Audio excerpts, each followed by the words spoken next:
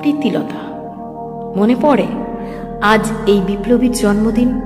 1911 সালের আজকের দিনটিতে চট্টগ্রামের ধলঘাটে 1932 সালেই জীবন আহুতি দিয়েছিলেন আজকের স্বাধীনতার জন্য। এরই মধ্যে কলকাতার বেথুন কলেজ থেকে দর্শনে ডিস্টিংশন সহ উত্তীর্ণ হয়ে স্কুল শিক্ষকতা করতেন। ব্যস্ত ছিলেন, চাকরি হয়ে গেছিল, নিরুপদ্রব নিরাপদ ঘর সংসার বেছে নিতে পারতেন। কিন্তু ওই কথাটা, কুকুর আর ভারতীয়দের এই ক্লাবে প্রবেশ নিষেধ, ওই কথাটা যেটা লেখা ছিল ক্লাবের প্রবেশদ্বারে, চট্টগ্রামের পাহাড়তলি ইউরোপিয়ান ক্লাব।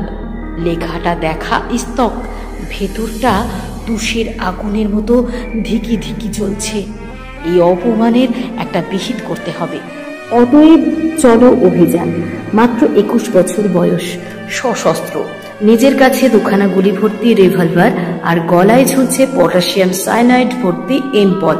ধরা পড়ার সম্ভাবনা দেখা দিলে আর নিজেকে গুলি করবার সুযোগ না পাওয়া গেলে এমপল মুখে পড়ে চিবিয়ে নিলেই চলবে। বিশ্বাসঘাতক সবখানেই থাকে, সর্বকালেই ভেতরের কাউকে না কাউকে পাওয়া যায় যে বিক্রি হতে চায়। সেদিনও সেই সন্নিবদ্ধ দলের কোনো একজন এমন উচ্ছ্বাস দেখানোর লোভ সামলাতে পারেনি।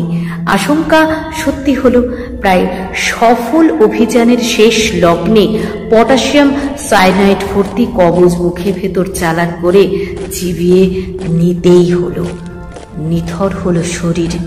সে রাত্রির তারিখ ছিল 24শে সেপ্টেম্বর 1932 সাল। সব বাঙালি আপনাকে ভুলে যায়নি প্রীতিলতা। বাঙালির একাংশ এখনো অত অবিবেচক এবং কৃতঘ্ন হয়ে ওঠেনি। আপনার বাড়ির আদরের রানী আপনি। কারোর অন্তরেরও প্রণাম আপনাকে।